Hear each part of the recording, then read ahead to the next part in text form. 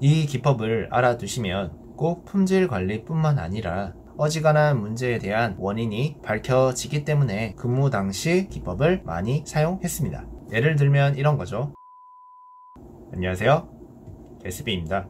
오늘 말씀드릴 주제는 불량 분석 기법에 대해 말씀드리겠습니다. 이 기법을 알아두시면 꼭 품질 관리뿐만 아니라 여러가지 원인을 파악하는 데 도움이 되실 거라 생각합니다. 품질 업무를 하시다 보면 여러 불량 때문에 골머리를 많이 앓으실 겁니다. 불량 종류에 따라 대책서를 고객사에 발송을 해야 될 경우가 있는데, 이때 제가 근무했던 회사에서는 이 5Y 기법을 많이 사용했습니다.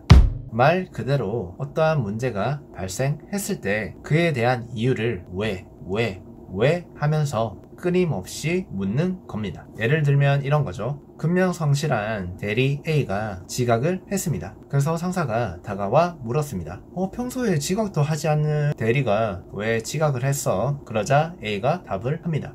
제가 버스를 늦게 타는 바람에 지각을 했습니다. 버스를 늦게 탔다고? 그럼 왜 버스를 늦게 탔어? 제가 아침에 늦게 일어났습니다. 그럼 왜 늦게 일어났어? 어제 밤늦게까지 술을 마셨습니다. 그래? 그러면 왜 늦게까지 술을 마시게 된 거야? 여자친구와 헤어졌기 때문입니다.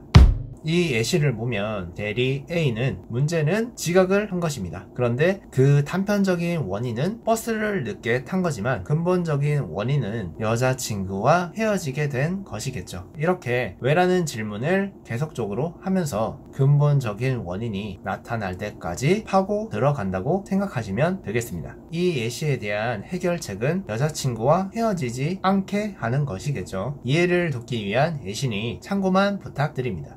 보통 왜라는 질문을 5번 하게 되면 어지간한 문제에 대한 원인이 밝혀지기 때문에 근무 당시 이 5Y 기법을 많이 사용했습니다. 물론 5번 만에 원인이 나오지 않는다면 그 이상의 질문을 계속 던져서 원인을 파악하시면 되겠습니다. 앞에도 말씀드렸지만 품질관리뿐만 아니라 실생활을 하면서 발생한 문제에 대해 원인을 파악하는 데도 도움이 되실 거라 생각합니다. 실제적으로 저도 이 5Y 기법으로 원인을 분석하고 파악하는 편입니다.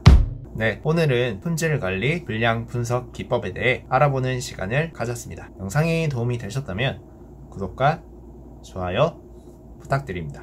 여러분의 작은 관심이 제가 영상을 만드는데 큰 힘이 됩니다. 감사합니다.